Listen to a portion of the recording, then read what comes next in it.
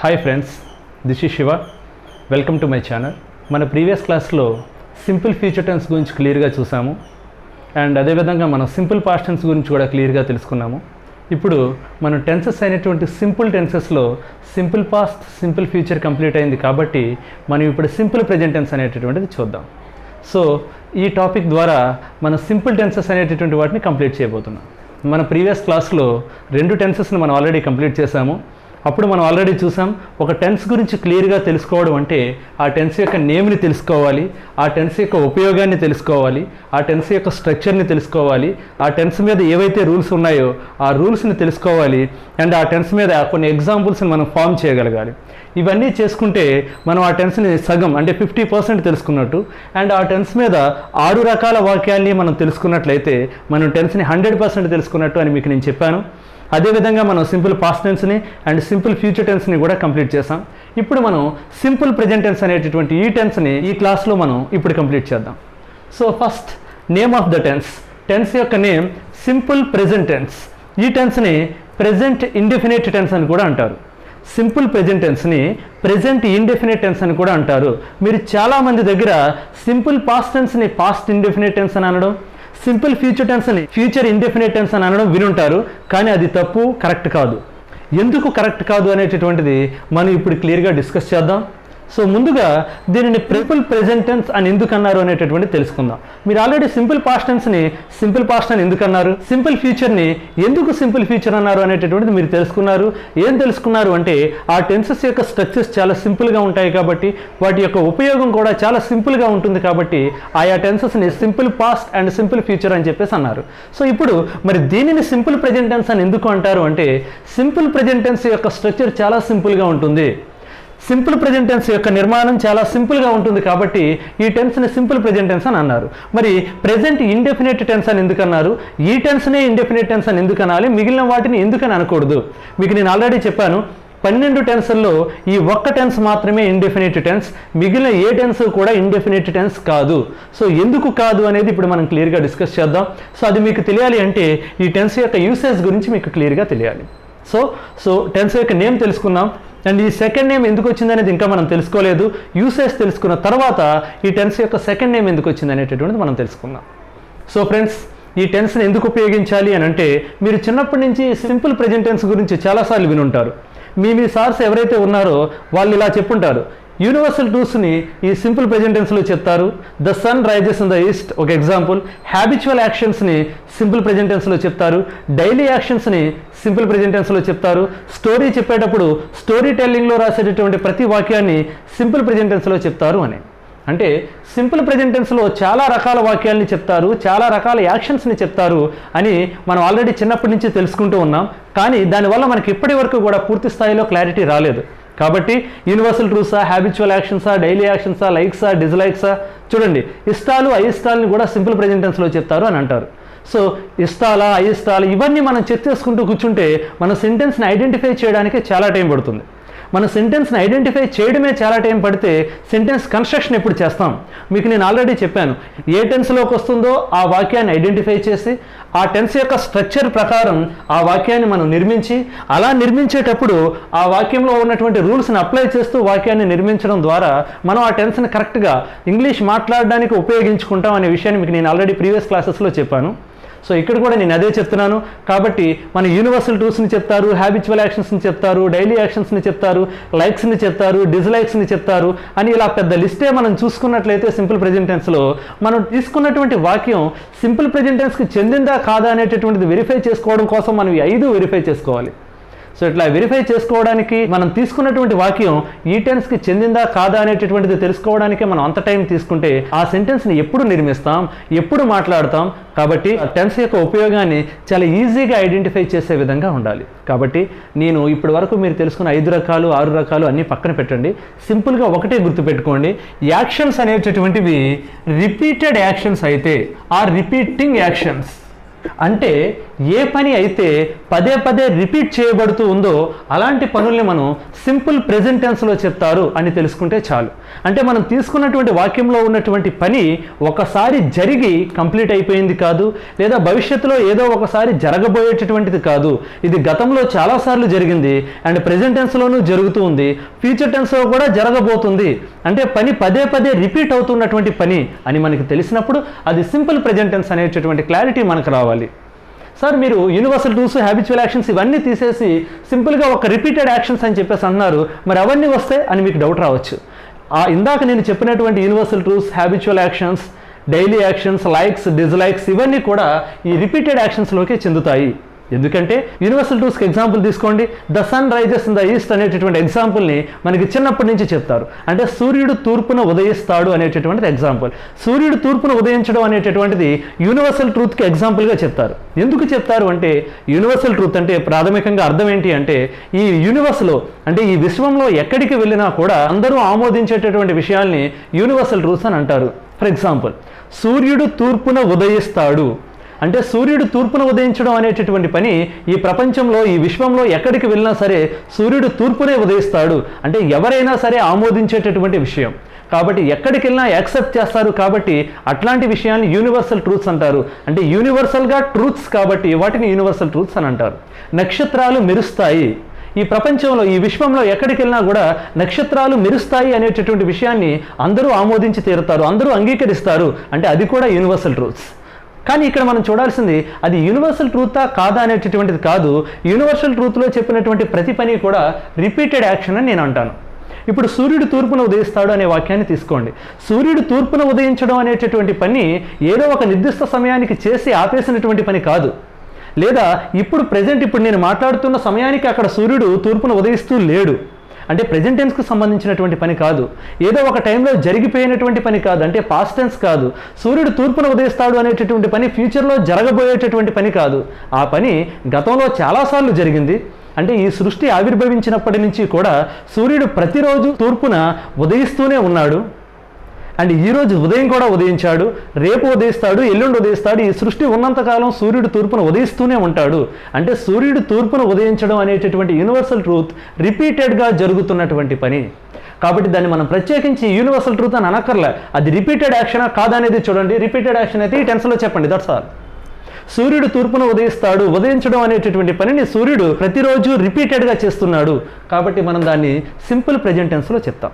అలాగే నక్షత్రాలు మెరుస్తాయి, నక్షత్రాలు మెరవడం అనేటటువంటి పని కాసేపట్లో జరగబోతుంది అని చెప్పట్లేదు నేను. అంటే ఇది ఫ్యూచర్ యాక్షన్ కాదు. నక్షత్రాలు మెరుస్తాయి అంటే నక్షత్రాన్ని నువ్వు ఎప్పుడు చూసినా సరే అది మెరుస్తూనే కనిపిస్తుంది. అంటే నక్షత్రాలు నిన్న మెరిశాయి, ఈ రోజు రాత్రికి చూస్తే అప్పుడు మెరుస్తాయి, రేపు మెరుస్తాయి. అంటే నక్షత్రం మెరవడం అనేటటువంటి పనిని ప్రతిరోజు ఆకాశంలో నక్షత్రం అనేది రిపీటెడ్గా మెరవడం అనేటటువంటి పనిని చేస్తూనే ఉంది. కాబట్టి ఆ యూనివర్సల్ ట్రూత్ కూడా నేను రిపీటెడ్ యాక్షన్ అని అంట. కాబట్టి మీరు ఏ యూనివర్సల్ ట్రూత్ అయినా తీసుకోండి, అవి రిపీటెడ్ యాక్షన్సే. ప్రతి టైంలోనూ అవి జరుగుతూనే ఉంటాయి. కాబట్టి యూనివర్సల్ ట్రూత్స్ అని మనం ప్రత్యేకంగా ఈ టెన్స్ యొక్క ఉపయోగం కోసం తెలుసుకోనక్కర్లేదు. అలాగే రెండవది మనం చెప్పుకుంటున్నటువంటి పాత విధానం ప్రకారం రెండవది డైలీ యాక్షన్స్. అసలు డైలీ యాక్షన్స్ అంటేనే ప్రతిరోజు రిపీట్ అవుతుంది అని అర్థం. కాబట్టి that is also a repeated action. Monthly actions అంటే ప్రతి నెల రిపీట్ అవుతుంది అని అర్థం. వీక్లీ యాక్షన్స్ అంటే వారం రిపీట్ అవుతుంది అని అర్థం. ఇయర్లీ యాక్షన్స్ అంటే సంవత్సరానికి ఒకసారి రిపీట్ అవుతుంది అని అర్థం. కాబట్టి అవన్నీ రిపీటెడ్ యాక్షన్సే. కాబట్టి ఇవన్నీ పక్కకు తీసేయండి. తర్వాత హ్యాబిచువల్ యాక్షన్స్ అంటే అలవాట్లు. నేను న్యూస్ పేపర్ చదువుతాను అని అన్నారు. సో నేను న్యూస్ పేపర్ చదవడం అనేటటువంటిది అది నా యొక్క అలవాటు.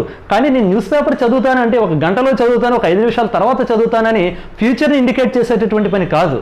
నేను న్యూస్ పేపర్ చదవడం అనేటటువంటి పనిని నిన్న చేశాను, ఈరోజు ఉదయం కూడా చదివాను, మొన్న చదివాను, అటుమొన్న చదివాను, అంతకుముందు చదివాను, రేపటి న్యూస్ పేపర్ చదువుతాను, ఎల్లుండి చదువుతాను. ఎందుకంటే న్యూస్ పేపర్ చదవడం అనేటటువంటిది నా అలవాటు. కాబట్టి నేను న్యూస్ పేపర్ని ఎప్పుడూ చదువుతాను, గతంలోనూ చదివాను, వర్తమానంలోనూ చదివాను, భవిష్యత్తులోనూ చదువుతాను. అంటే నేను న్యూస్ పేపర్ని చదవడం అనేటటువంటి పనిని పదే పదే రిపీట్ చేస్తున్నాను. కాబట్టి ఆ హ్యాబిచువల్ యాక్షన్స్ కూడా నేను రిపీటెడ్ యాక్షన్స్ అని అంటాను. అలాగే స్పెషల్ క్వాలిటీస్ అని అంటారు. ఒక వ్యక్తికి ఉన్నటువంటి స్పెషల్ క్వాలిటీస్ని చెప్పేటప్పుడు వాటిని కూడా సింపుల్ ప్రెజెంట్ టెన్స్లోనే చెప్తారు. నేను స్పెషల్ క్వాలిటీ అని దాన్ని కూడా ప్రత్యేకించి చెప్పకుండా దానిని నేను రిపీటెడ్ యాక్షన్ అని అంటాను.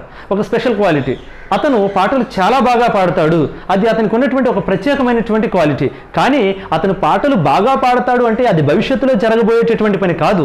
అతను పాటలు ఎప్పుడు పాడినా సరే అతను బాగానే పాడతాడు. అతను గతంలో నేను 2 సార్లు చూశాను, ఆ 2 సార్లు చాలా బాగా పాడాడు. ఇప్పుడు పాడమను, ఇప్పుడు కూడా బాగానే పాడతాడు. అతని భవిష్యత్తులో ఎప్పుడు పాడమన్నా బాగానే పాడతాడు. అతను ఎప్పుడు పాడినా బాగా పాడతాడు కాబట్టే అతను మన పాటలు బాగా పాడతాడు అని చెప్పేసి మనం ఒక స్టేట్మెంట్ని చెప్పగలుగుతున్నాం. అంటే అతనిలో ఉన్నటువంటి ఆ స్పెషల్ క్వాలిటీ ఒక రిపీటెడ్ యాక్షన్. కాబట్టి అన్ని స్పెషల్ క్వాలిటీస్ కూడా రిపీటెడ్ యాక్షన్సే అవుతాయి. అలాగే లైక్స్ అంటారు ఇష్టాలు, అలాగే డిజ్లైక్స్ అంటారు అయిష్టాలు. అంటే లైక్స్ అండ్ డిజ్లైక్స్ మనం చూసినట్లయితే నాకు స్వీట్స్ అంటే ఇష్టం, అంటే నేను స్వీట్స్ని ఇష్టపడతాను, ఐ లైక్ స్వీట్స్. నేను స్వీట్స్ని ఇష్టపడతాను అనే వాక్యంలో నేను స్వీట్స్ని కాసేపట్లో ఇష్టపడతానని దాని అర్థం కాదు. నేను గతంలో చాలాసార్లు నేను స్వీట్స్ని ఇష్టపడి తిన్నాను, ఈరోజు తీసుకొస్తే ఈరోజైనా నేను ఇష్టపడతాను, భవిష్యత్తులో ఎప్పటికీ కూడా నేను స్వీట్స్ని ఇష్టపడుతూనే ఉంటాను. కాబట్టి నా ఇష్టం అనేటటువంటిది పదే పదే రిపీట్ అవుతున్నటువంటి పని. కాబట్టి ఇష్టాలు కానివ్వండి లేదా అయిష్టాలు కానివ్వండి, ఇవన్నీ కూడా రిపీటెడ్ యాక్షన్స్లోకి చెందుతాయి. కాబట్టి మనం ప్రత్యేకించి ఒక 7-8 రకాల వాక్యాలని ఈ సింపుల్ ప్రెజెంట్ టెన్స్లో చెప్తారు అని తెలుసుకుని అది మనం తీసుకున్నటువంటి వాక్యం 7-8 రకాల్లోకి వస్తుందా లేదా అనేటటువంటిది ఐడెంటిఫై చేయడానికి కన్ఫ్యూజ్ అయ్యి ఈ సింపుల్ ప్రెజెంట్ టెన్స్లో క్లారిటీ రాకుండా పోతున్నాను చూడండి, అది కరెక్ట్ పద్ధతి కాదు. కాబట్టి అవన్నీ మర్చిపోండి. అవన్నీ నేను ఎందుకు డిస్కస్ చేశాను అంటే అవన్నీ ఇందులోకి వస్తాయి, నేను చెప్పింది కరెక్టే అని మీకు అర్థం అవ్వడం కోసమే డిస్కస్ చేశాను. కానీ మీరు వేటిని గుర్తుపెట్టుకోకండి, వాటన్నిటిని వదిలేసేయండి. ఒక వాక్యంలో ఉన్నటువంటి వెర్బ్ గనక పదే రిపీట్ అవుతుంది అని మీకు అర్థమైతే మీరు వెంటనే దాన్ని రిపీటెడ్ యాక్షన్గా భావించి దానిని సింపుల్ ప్రెజెంట్ టెన్స్లో ఒక సెంటెన్స్ని కన్స్ట్రక్ట్ చేయండి. నేను ప్రతిరోజు స్కూల్కి వెళ్తాను అంటే నేను స్కూల్కి వెళ్ళడం అనేటటువంటి పనిని ప్రతిరోజు రిపీటెడ్గా చేస్తున్నాను. గతంలో ప్రతిరోజు వెళ్ళాను, ఈరోజు కూడా స్కూల్కి వెళ్ళాను, రేపు కూడా స్కూల్కి వెళ్తాను. అంటే దీని అర్థం నేను ఆదివారం శనివారం కూడా స్కూల్కి వెళ్ళిపోతాను, సెలవుల్లో కూడా స్కూల్కి వెళ్ళిపోతాను అని అర్థం కాదు. నేను ప్రతిరోజు స్కూల్కి వెళ్తాను అంటే స్కూల్ పని చేసిన ప్రతిరోజు నేను స్కూల్కి వెళ్తాను అంటే నేను స్కూల్కి వెళ్ళడం అనేటటువంటి పనిని రిపీటెడ్గా చేస్తున్నాను అని అర్థం. సో ఇట్లాంటి రిపీటెడ్ యాక్షన్స్ని మనం సింపుల్ ప్రెజెంట్ టెన్స్లో చెప్తాము. ఇలాంటి రిపీటెడ్ యాక్షన్ని మనం ఐడెంటిఫై చేయగలిగినప్పుడు ఆ వాక్యాన్ని సింపుల్ ప్రెజెంట్ టెన్స్లో ఎలా చెప్పాలి అంటే ఆ వాక్యానికి సంబంధించినటువంటి నిర్మాణం, ఆ వాక్యానికి సంబంధించినటువంటి స్ట్రక్చర్ ఎలా ఉండాలి, అంటే వాక్యంలో వెర్బ్ని ఏ ఫామ్లో వాడాలి, వెర్బ్ని ఎక్కడ పెట్టాలి, ఎలా పెడితే అది సింపుల్ ప్రెజెంట్ టెన్స్కి సంబంధించినటువంటి వాక్యం అవుతుంది అనేటటువంటి విషయాల్ని మనకి ఆ టెన్స్ యొక్క స్ట్రక్చర్ చెప్తుంది. సో దాని ప్రకారం చూస్తే సింపుల్ ప్రెజెంట్ టెన్స్ యొక్క స్ట్రక్చర్ ఈ విధంగా ఉంటుంది. Subject plus V1 plus object or complement. Simple past టెన్స్లో చూసాం, ఇక్కడ V1 ప్లేస్లో V2 వచ్చింది. సింపుల్ ఫ్యూచర్ టెన్స్లో చూసాం, ఇక్కడ సబ్జెక్ట్కి V1కి మధ్యలో విల్ లేదా షెల్ వచ్చింది. అందుకనే ఈ 3 టెన్సెస్ని ఒక ఆర్డర్ ప్రకారం నేర్చుకోండి, కంపారిజన్కి ఈజీగా ఉంటుంది అని చెప్పాను. నేను ఈ టెన్స్ కంప్లీట్ అయిన తర్వాత మళ్ళీ 3 టెన్సెస్ యొక్క కంపారిజన్ వీడియో రిలీజ్ చేస్తాను. అప్పుడు మీకు 3 టెన్సెస్ మీద పూర్తి స్థాయిలో క్లారిటీ వస్తుంది. సో ఇప్పుడు సబ్జెక్ట్ V1 ఆబ్జెక్ట్ కాంప్లిమెంట్ అంటే వాక్యంలో ఉన్నటువంటి వెర్బ్ని ఐడెంటిఫై చేసి అది ఎవరు చేస్తున్నారో ఆ సబ్జెక్ట్ని ఐడెంటిఫై చేసి ఆ పని యొక్క ఫలితాన్ని ఎవరు అనుభవిస్తున్నారో ఆ ఆబ్జెక్ట్ని ఐడెంటిఫై చేసి ఒకవేళ వాక్యంలో కాంప్లిమెంట్ కూడా ఉండుంటే దాన్ని కూడా ఐడెంటిఫై చేసి వాటిని ఈ స్ట్రక్చర్ ప్రకారం అమర్చగలిగితే ఆ వాక్యం ఒక రిపీటెడ్ యాక్షన్కి సంబంధించినటువంటి మీనింగ్ని మనకు అందిస్తుంది. కాబట్టి సింపుల్ ప్రెజెంట్ టెన్స్లో ఆ వాక్యం చెప్పబడుతుంది. సో ఇప్పుడు దాకా మనం సింపుల్ ప్రెజెంట్ టెన్స్ అనే పేరు దానికి ఎందుకు వచ్చిందో తెలుసుకున్నాం. ఆ సింపుల్ ప్రెజెంట్ టెన్స్ని ఎలాంటి పనుల్ని చెప్పడానికి ఉపయోగిస్తారో తెలుసుకున్నాం. ఆ సింపుల్ ప్రెజెంట్ టెన్స్ని ఎలాంటి స్ట్రక్చర్ ఉపయోగించి నిర్మిస్తారో కూడా మనం తెలుసుకున్నాం. కానీ మనం టెన్స్ యొక్క నేమ్లో భాగంగా దీనిని ప్రెజెంట్ ఇండెఫినిట్ టెన్స్ అని ఎందుకు అంటారో ఇంకా తెలుసుకోలేదు. ఇప్పుడు తెలుసుకుందాం. ఇప్పుడు దీనిని సింపుల్ ప్రెజెంట్ అని ఎందుకన్నారు? ఇది చూడండి, స్ట్రక్చర్ అంత సింపుల్గా ఉందో. ఇది బేసికల్గా ఒక ఇంగ్లీష్ సెంటెన్స్ యొక్క స్ట్రక్చర్ అంతే. ఇంగ్లీష్ సెంటెన్స్ యొక్క బేసిక్ స్ట్రక్చర్ ఏంటి? సబ్జెక్ట్ వస్తుంది, వెర్బ్ వస్తుంది, ఆబ్జెక్ట్ వచ్చి కాంప్లిమెంట్ వస్తుంది. ఇది మీకు ఆల్రెడీ నేను పాత క్లాసెస్లో చెప్పాను. సబ్జెక్ట్, వెర్బ్, ఆబ్జెక్ట్, కాంప్లిమెంట్ వస్తే అది ఆంగ్ల వాక్య నిర్మాణం. ఆ వెర్బ్ ప్లేస్లో V1 వచ్చింది అంటే వెర్బ్ యొక్క రూట్ వెర్బ్ వచ్చింది, ఫస్ట్ ఫార్మ్ ఆఫ్ వెర్బ్ వచ్చింది. అంటే దీని అర్థం ఇది సింపుల్ ప్రెజెంట్ టెన్స్ యొక్క స్ట్రక్చర్ చాలా సింపుల్గా ఉంది కాబట్టి దీనిని సింపుల్ ప్రెజెంట్ టెన్స్ అని అంటారు. మరి ప్రెజెంట్ ఇండెఫినిట్ టెన్స్ అని ఎందుకన్నారు? ప్రెజెంట్ ఇండెఫినిట్ టెన్స్ అని ఎందుకన్నారు అంటే దాని యొక్క ఉపయోగం ఖచ్చితంగా అంటే నిర్దిష్టంగా డెఫినెట్గా ఉండదు కాబట్టి దీనిని ప్రెజెంట్ ఇండెఫినిట్ టెన్స్ అని అన్నారు. అంటే దీని ఉపయోగం ఖచ్చితంగా లేకపోవడం ఏంటి సార్ అని మీకు డౌట్ రావచ్చు. ఖచ్చితంగా లేకపోవడం అంటే నిర్దిష్టంగా లేకపోవడం అంటే ఏంటి అంటే ఇక్కడ చూడండి, ఒకసారి సింపుల్ పాస్ట్ టెన్స్కి వెళ్ళండి. సింపుల్ పాస్ట్ టెన్స్ని జరిగిపోయినటువంటి పనులు చెప్పడానికి ఉపయోగిస్తాం. అదే సింపుల్ ఫ్యూచర్ టెన్స్ని జరగబోయేటటువంటి పనిని చెప్పడానికి ఉపయోగిస్తాం. అంటే స్పెసిఫిక్గా ఒక వాక్యంలో ఉన్నటువంటి ఒక పని అయితే కంప్లీట్ అయిపోయినటువంటి పని అయి ఉంటుంది, లేదా జరగబోయేటటువంటి పని అయి ఉంటుంది. అంటే జరిగిపోయినటువంటి పని అంటే మనకి పాస్ట్ టెన్స్ అని తెలుసు, సో పాస్ట్ టెన్స్లో చెప్తాం. జరగబోయేటటువంటి పని అంటే భవిష్యత్ అని తెలుసు, సో ఫ్యూచర్ టెన్స్లో చెప్తాం. కానీ ఇక్కడ రిపీటెడ్ యాక్షన్స్ అంటే ఈ పని గతంలో జరిగిపోయిందా అంటే మనం స్పెసిఫిక్గా చెప్పలేం, లేదా ప్రెజెంట్ టెన్స్లో జరుగుతుందా అంటే ఎగ్జాక్ట్గా చెప్పలేం, లేదా ఫ్యూచర్ టెన్స్లో జరగబోతుందా అని కూడా మనం చెప్పలేం.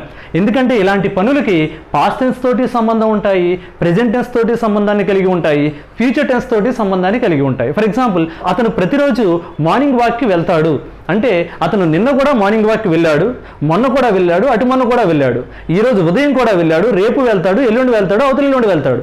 అంటే అతను గతంలో ప్రతిరోజు మార్నింగ్ వాక్కి వెళ్ళడం అనేటటువంటి పనిని చేసేవాడు, ఈరోజు ఉదయం కూడా మార్నింగ్ వాక్కి వెళ్ళాడు, రేపు కూడా వెళ్తాడు, ఎల్లుండి కూడా వెళ్తాడు. అంటే అతను మార్నింగ్ వాక్కి వెళ్ళడం అనేటటువంటి పనిని గతంలో రిపీట్ చేశాడు, ప్రెజెంట్ టెన్స్లోనూ చేస్తున్నాడు, ఫ్యూచర్ టెన్స్లో రిపీట్ చేయబోతున్నాడు. అంటే ఈ రిపీటెడ్ యాక్షన్స్ అనేటటువంటివి, అంటే ఈ సింపుల్ ప్రెజెంట్ టెన్స్ అనేటటువంటిది ఎగ్జాక్ట్గా ప్రెజెంట్ టెన్స్ అని ఖచ్చితంగా మనం చెప్పలేం. అంటే డెఫినెట్ ప్రెజెంట్ టెన్స్ అని దీనిని మనం అనలేం. ప్రెజెంట్ టెన్స్ గురించి మనం ఆల్రెడీ టెన్సెస్ యొక్క ఇంట్రొడక్షన్ క్లాస్లో మనం క్లియర్గా చెప్పుకున్నాం. మనం చెప్పుకుంటున్నటువంటి ఈ రిపీటెడ్ యాక్షన్స్ ఎగ్జాక్ట్గా present టెన్స్కి చెందాయా?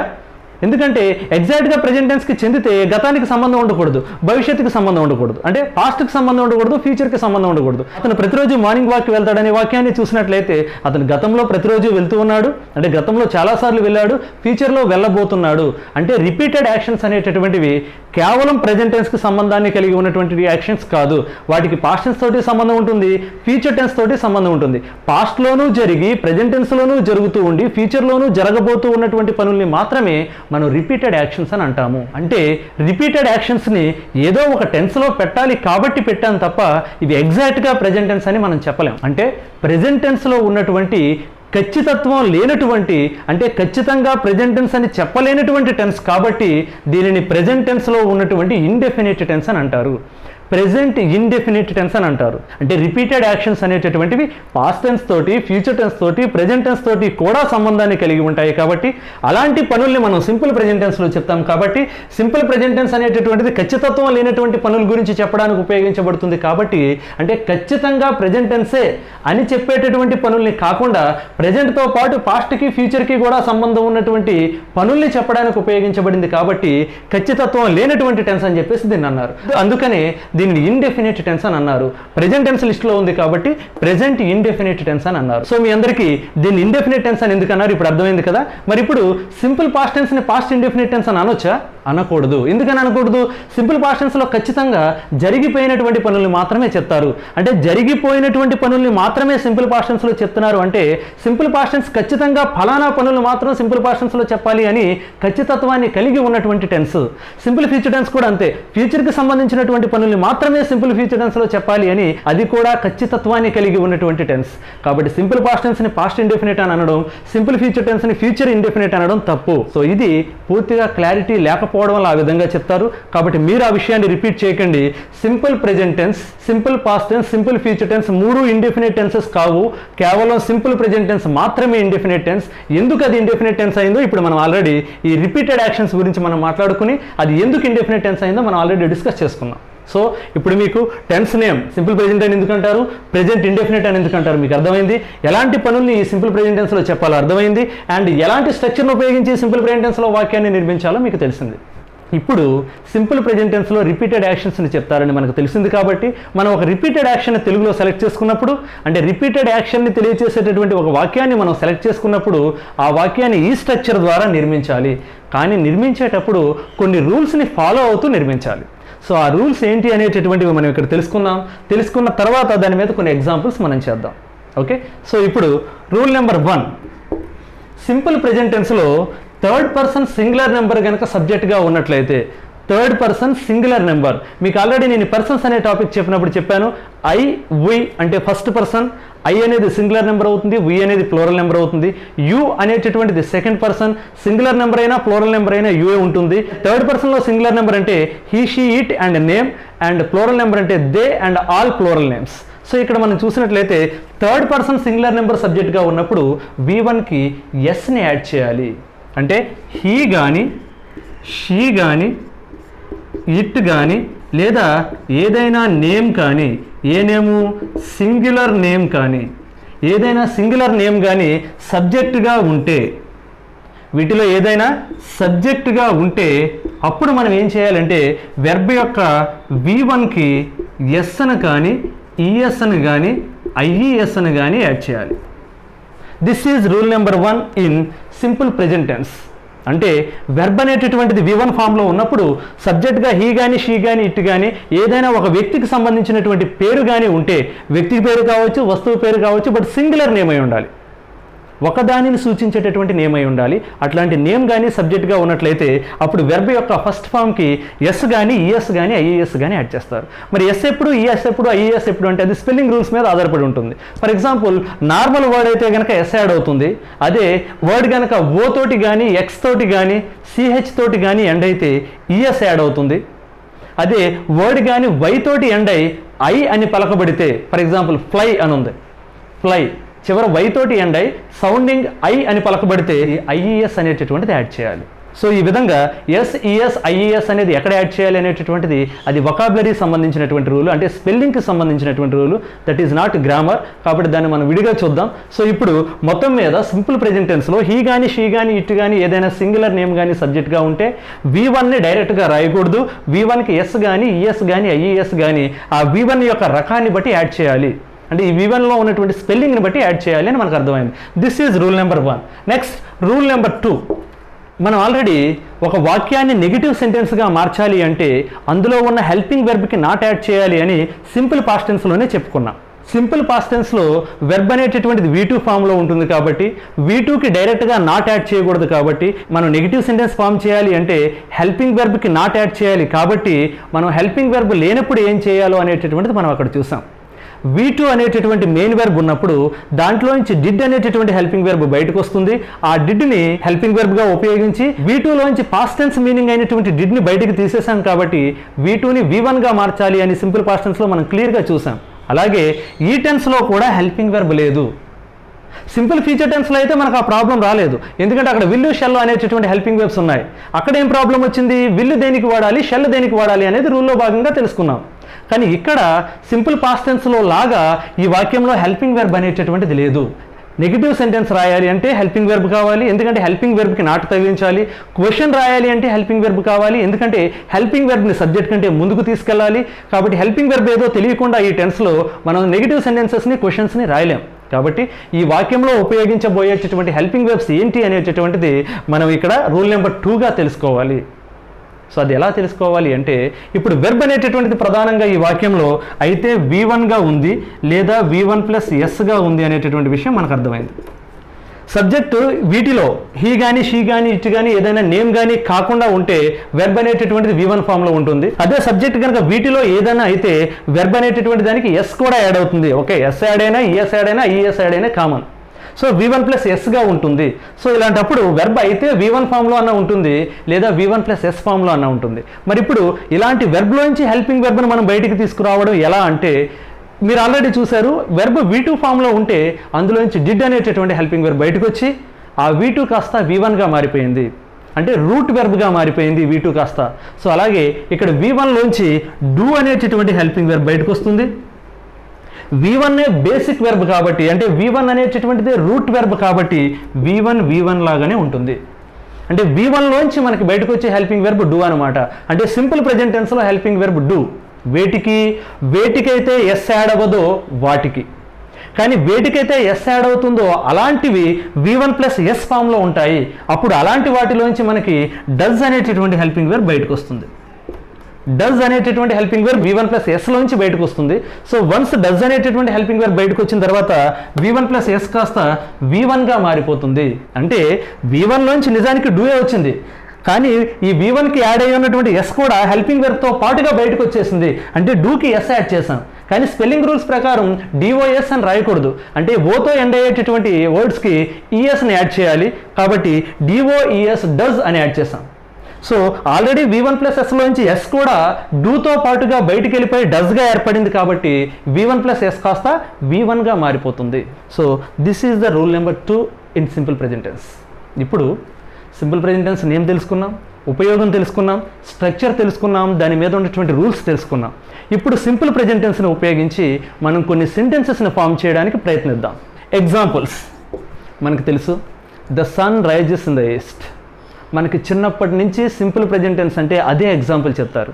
The sun rises in the east అనేటటువంటి దాన్ని సింపుల్ ప్రెజెంట్ టెన్స్కి ఎగ్జాంపుల్గా చెప్తారు అని తెలుసు, కానీ ఎందుకు అదే చెప్తారు ఎగ్జాంపుల్గా? అది సింపుల్ ప్రెజెంట్ టెన్స్కి నిజంగా చెందుతుందా లేదా, ఎలాంటి వాక్యాలని సింపుల్ ప్రెజెంట్ టెన్స్లో చెప్పాలి, అసలు ఆ వాక్యాన్ని ఎలా ఫామ్ చేశారో ఈ విషయాలు ఏమి మనకు తెలియదు. సో మనం ఇప్పుడు దాన్ని తెలుసుకోవడానికి ప్రయత్నిద్దాం. The sun rises in the east అంటే సూర్యుడు తూర్పున ఉదయిస్తాడు. ఈ ఎగ్జాంపుల్ చేసి అప్పుడు మనం జనరల్ ఎగ్జాంపుల్ ఒకటి చూద్దాం. ఇది ట్రెడిషనల్గా అనాదిగా వస్తున్నటువంటి ఎగ్జాంపుల్ కాబట్టి అది ఎందుకు వచ్చింది అనేటటువంటి మనం తెలుసుకుందాం. సూర్యుడు తూర్పున ఉదయిస్తాడు, అదే సెంటెన్స్ రాస్తున్నాను చూడండి. సూర్యుడు తూర్పున ఉదయిస్తాడు అనేటటువంటిది వాక్యం. సో ఈ వాక్యాన్ని సింపుల్ ప్రెజెంట్ టెన్స్కి ఎగ్జాంపుల్గా ఎందుకు చెప్తున్నారు అంటే ఇది ఒక రిపీటెడ్ యాక్షన్ కాబట్టి, ఇంకా లోతుగా వెళ్తే ఇది ఒక యూనివర్సల్ ట్రూత్ కాబట్టి, యూనివర్సల్ ట్రూత్స్ని సింపుల్ ప్రెజెంట్ టెన్స్లో చెప్తారు కాబట్టి. మనం ఏమనుకున్నాం, సింపుల్గా యూనివర్సల్ ట్రూత్ అనే విషయం మర్చిపోండి. It's a repeated action. సూర్యుడు తూర్పున ఉదయించడం అనేటటువంటి పనిని రిపీటెడ్గా చేస్తూ ఉన్నాడు కాబట్టి రిపీటెడ్గా జరిగేటటువంటి ఏ పనినైనా సరే మనం సింపుల్ ప్రెజెంట్ టెన్స్లో చెప్తాము. సో సూర్యుడు తూర్పున ఉదయించడం అనేటటువంటి పని సింపుల్ ప్రెజెంట్ టెన్స్కి చెందింది అని మనకు అర్థమైంది. ఇప్పుడు ఈ వాక్యాన్ని ఇంగ్లీష్లో మార్చేటప్పుడు ఎలా మార్చాలి? ఈ స్ట్రక్చర్ను ఉపయోగించి మార్చాలి. ఎందుకంటే ఇది పాజిటివ్ అసెర్టివ్ సెంటెన్స్. మీకు తెలుసు టెన్స్ యొక్క బేసిక్ స్ట్రక్చర్ అంటే పాజిటివ్ అసెర్టివ్ సెంటెన్స్ యొక్క స్ట్రక్చరు. నెగిటివ్ సెంటెన్స్ని రాయడానికి ఈ స్ట్రక్చర్ పనికిరాదు. ఏం చేయాలి? అప్పుడు ఇందులో ఉన్న హెల్పింగ్ వెర్బ్ని బయటికి తీసి దానికి నాట్ యాడ్ చేసి నెగిటివ్ సెంటెన్స్ రాయాలి. అలాగే క్వశ్చన్ రాయడానికి కూడా ఈ స్ట్రక్చర్ పనికిరాదు. అప్పుడేం చేయాలి? అందులో ఉన్న హెల్పింగ్ వెర్బ్ని బయటికి తీసి ఆ హెల్పింగ్ వెర్బ్ని సబ్జెక్ట్ కంటే ముందు పెట్టి అప్పుడు మనం క్వశ్చన్ అనేటటువంటి దాన్ని ఫామ్ చేయాలి.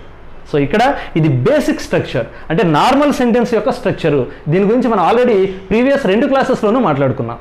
సో ఇప్పుడు సూర్యుడు తూర్పున ఉదయిస్తాడు అనేటటువంటిది ఒక ఇన్ఫర్మేటివ్ సెంటెన్స్, అంటే అసెర్టివ్ సెంటెన్స్. దాన్ని డిక్లరేటివ్ సెంటెన్స్ అని కూడా అంటారు. సూర్యుడు తూర్పున ఉదయిస్తున్నాడు అనేటటువంటిది అసెర్టివ్ సెంటెన్స్. సో ఇక్కడ ఈ వాక్యం కూడా పాజిటివ్ అసెర్టివ్ సెంటెన్స్, ఎందుకంటే ఉదయిస్తున్నాడు, ఉదయిస్తాడు అని వెర్బ్ని పాజిటివ్గా చెప్తున్నాం కాబట్టి ఇది పాజిటివ్ సెంటెన్స్. సో ఇప్పుడు ఈ వాక్యాన్ని మనం ఇంగ్లీష్లో ఎలా రాయాలి అంటే, ఫస్ట్ మనకు తెలుసు ఇచ్చినటువంటి వాక్యంలో సబ్జెక్ట్ ఆబ్జెక్ట్ వెర్బ్ని ఐడెంటిఫై చేయాలి. సో ఉదయించడం అనేటటువంటిది పని. ఆ ఉదయించడం అనేటటువంటి పనిని ఎవరు చేస్తున్నారంటే సూర్యుడు చేస్తున్నాడు కాబట్టి సూర్యుడు సబ్జెక్ట్. సూర్యుడు ఎక్కడ ఉదయిస్తున్నాడంటే తూర్పున కాబట్టి ఆ తూర్పు అనేటటువంటిది కాంప్లిమెంట్. ఇక్కడ ఈ వాక్యంలో ఆబ్జెక్ట్ ఉండదు. కారణం ఏంటి అంటే ఉదయించడం అనేటటువంటి పనిని చేసేటటువంటిది సూర్యుడు కాబట్టి సబ్జెక్ట్ అయ్యాడు. మనకు తెలిసి ఆబ్జెక్ట్ అంటే ఏంటి? పని యొక్క ఫలితాన్ని అనుభవించేటటువంటి దాన్ని ఆబ్జెక్ట్ అంటారు. ఉదయించడం అనే పని యొక్క ఫలితం ఉదయించబడడం. సూర్యుని చేత ఎవరు ఉదయించబడుతున్నారు? తూర్పు ఉదయించబడడం లేదు, సూర్యుడి చేత సూర్యుడే ఉదయించబడుతున్నాడు. అంటే సూర్యుడే ఉదయిస్తున్నాడు, సూర్యుడే ఉదయించబడుతున్నాడు. కాబట్టి ఇక్కడ ఈ వాక్యంలో ఆబ్జెక్ట్ అనేటటువంటిది ఉండదు. ఇది ఇంట్రాన్సిటివ్ వెర్బ్. దీని గురించి మనకి క్లియర్గా ట్రాన్సిటివ్ అండ్ ఇంట్రాన్సిటివ్ వెర్బ్ గురించి తెలుసుకున్నప్పుడు అర్థమవుతుంది. సో ఎనీవే మిగిలినటువంటి తూర్పున అనేటటువంటిది కాంప్లిమెంట్. మనకి ఆబ్జెక్ట్కి కాంప్లిమెంట్కి తేడా తెలియకపోయినా పర్వాలేదు, ఎందుకంటే స్ట్రక్చర్లో అదైనా ఇదైనా చివరినే ఉంటుంది. కాబట్టి అది తెలియకపోయినా మనం ఈజీగా సెంటెన్స్ని ఫామ్ చేయొచ్చు. ఓకే, సో ఇప్పుడు ఇది ఎట్లా రాస్తాం? ఫస్ట్ సబ్జెక్ట్ రాస్తాం. సబ్జెక్ట్ ఎవరు? సూర్యుడు. So sun. కానీ సన్కి ముందు దా ఎందుకు పెడుతున్నాము అంటే ఇది టెన్స్ రూల్ కాదు, ఇది ఆర్టికల్కి సంబంధించినటువంటి రూల్. ఆర్టికల్స్ అనేటటువంటి గ్రామటికల్ టాపిక్ ప్రకారం ప్రపంచంలో ఏకైక వస్తువు ఏదైనా ఉంటే అట్లాంటి వస్తువు మరొకటి ఏదీ లేకపోతే అలాంటి వస్తువు పేరు చెప్పిన ప్రతిసారి దానికి ముందు దా అనేటటువంటి ఆర్టికల్ని పెట్టాలి. సో ఈ ప్రపంచంలో సూర్యుడు అనేటటువంటి పేరు గలటువంటి నక్షత్రం వేరొకటి ఏదీ లేదు. సూర్యుడు అంటే యూనిక్. సూర్యుడు అని అనగానే మనకు ఆటోమేటిక్గా గుర్తొస్తాడు. కాబట్టి ఏకైక అనేటటువంటి ప్రతి వస్తువు పేరు ముందు మనం దా అనేటటువంటిది పెడతాం. సో ఈస్ట్ అనేది చూడండి, తూర్పు దిక్కులు ఎన్ని ఉన్నాయి? ఈ ప్రపంచానికి విశ్వానికి అంతటికి ఒకటే తూర్పు దిక్కు. కాబట్టి ఈస్ట్ ముందు కూడా ద ఈస్ట్ అని అంటాం. అలాగే సన్ ముందు కూడా ద సన్ అని అంటాం. So the sun. సో ఇప్పుడు నెక్స్ట్ ఏం రాయాలి? V1 రాయాలి. V1 ఏంటి? ఉదయించడం. ఉదయించడాన్ని ఏమంటారు? రైజ్ అంటారు. RISE రైజ్ అంటే ఉదయించడం. వెర్బ్ యొక్క ఫస్ట్ ఫామ్ రాయాలి కాబట్టి నేను రైజ్ అని రాస్తున్నాను. The sun rise. నెక్స్ట్ ఎక్కడ ఉదయిస్తున్నాడు? కాంప్లిమెంట్ తూర్పున, అంటే తూర్పు దిక్కున, అంటే తూర్పు దిక్కులో. In the east.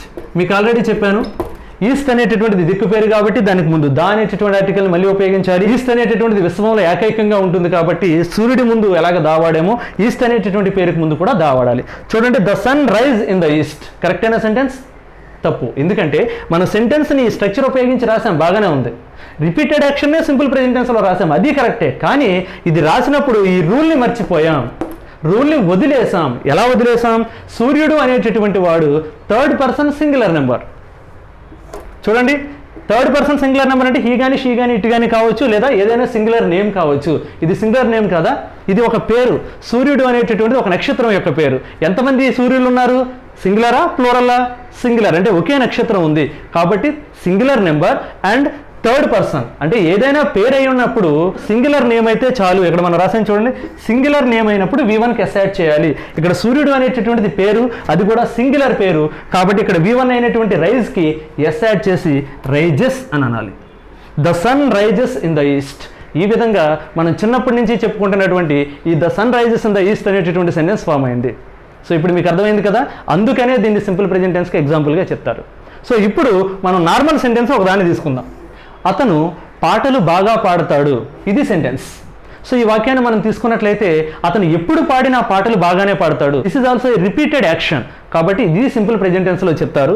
సో ఇప్పుడు సబ్జెక్ట్ రాయాలి. సబ్జెక్ట్ ఎవరు అంటే అతడు, హీ. తర్వాత వెర్బ్ రాయాలి. పాడడం అనేటటువంటిది వెర్బ్. సో వెర్బ్ యొక్క ఏ ఫామ్ రాయాలి అంటే ఫస్ట్ ఫామ్ రాయాలి. హీ సింగ్ అనాలి. కానీ హీ అనేటటువంటి వర్డ్ వచ్చింది కాబట్టి V1కి ఎస్ యాడ్ చేయాలి. హీ సింగ్స్ అని అనాలి. తర్వాత ఆబ్జెక్ట్ రాయాలి. ఆబ్జెక్ట్ ఎవరు? అతని చేత పాడబడుతున్నవి ఏంటి? పాటలు. పాటలు ఇక్కడ రిసీవర్ ఆఫ్ యాక్షన్ కాబట్టి పాటలు అనేటటువంటిది ఆబ్జెక్ట్ అవుతుంది. సో ఆబ్జెక్ట్ రాయాలి.